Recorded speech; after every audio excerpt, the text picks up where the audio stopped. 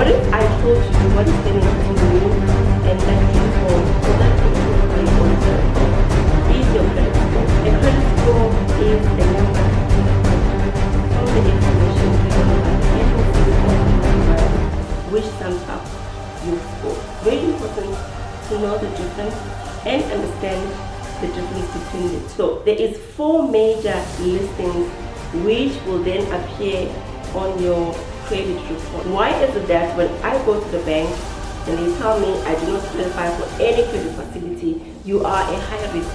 Banks or any financial institution can no longer trust you with their money. Hello, my name is Pindile Msiza from Siposiso Sihle Consulting. So today we are going to talk about the difference between a credit score and a credit report, and why is it important for us to know these reports and the scores. So one might be wondering, what is a credit score? A credit score is a number calculated from the information given by the agencies or credit providers which sums up your score.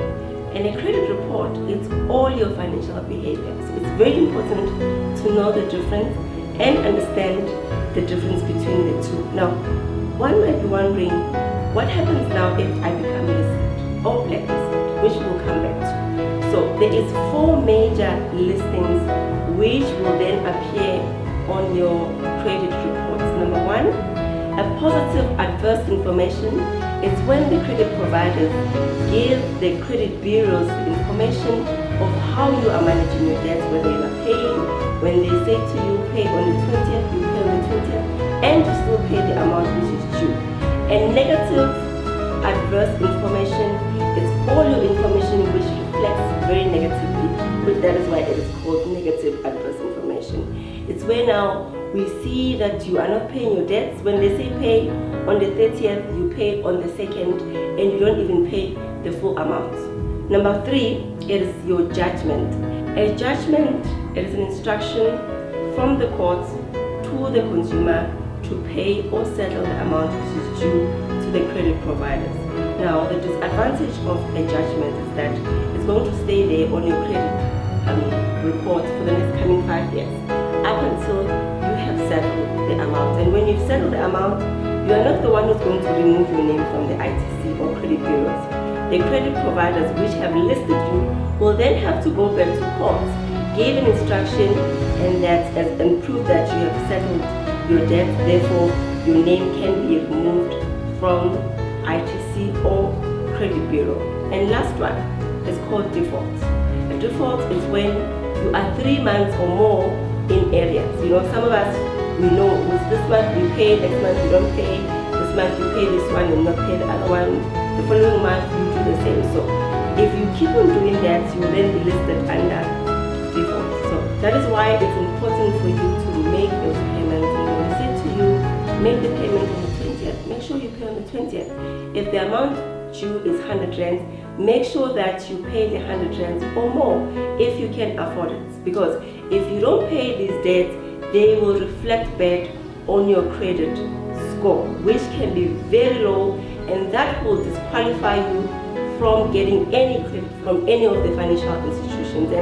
And one might be asking, how do I improve my credit score? Number 1, you need to make sure that you pay your debts on time, pay the amount that is due. Number 2, don't move around your credit. Don't move around any credit that you have, because some, they will pay today and use the funds the next morning. Like a retail account, you will pay today, tomorrow you go back and you buy clothes. Credit cards, you make the payment today, tomorrow you go back and use the very same amount which you have paid the previous day.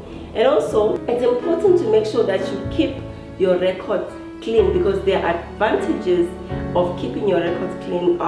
You can always qualify for any credit facility. Number 2, you have a peace of mind. And number 3, any financial institution can trust you. They can trust you in such a way that they know you will be able to pay back the amount which they've given to you. And lastly, when you keep your records clean, it's easy for you to access any credit facility, like buying a house, buying a car, or even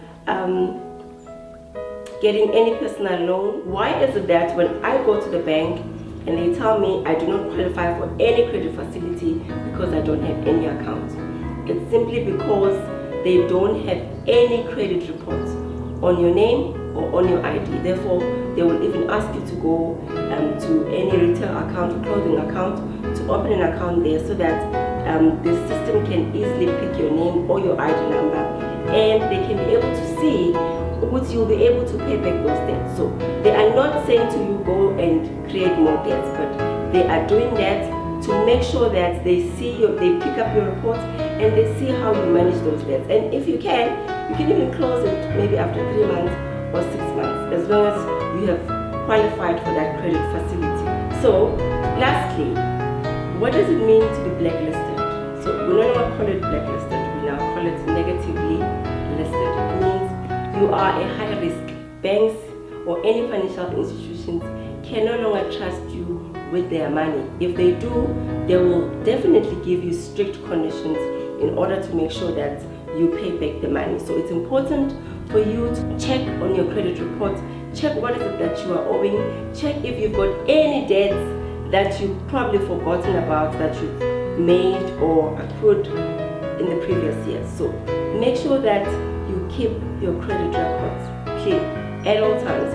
Check your credit reports on ClearScore, Experian, or any credit bureaus that you can find under Google. Pay your debts and pay on time. Pay the amount due and keep your debts up to date at all times and be fluent in your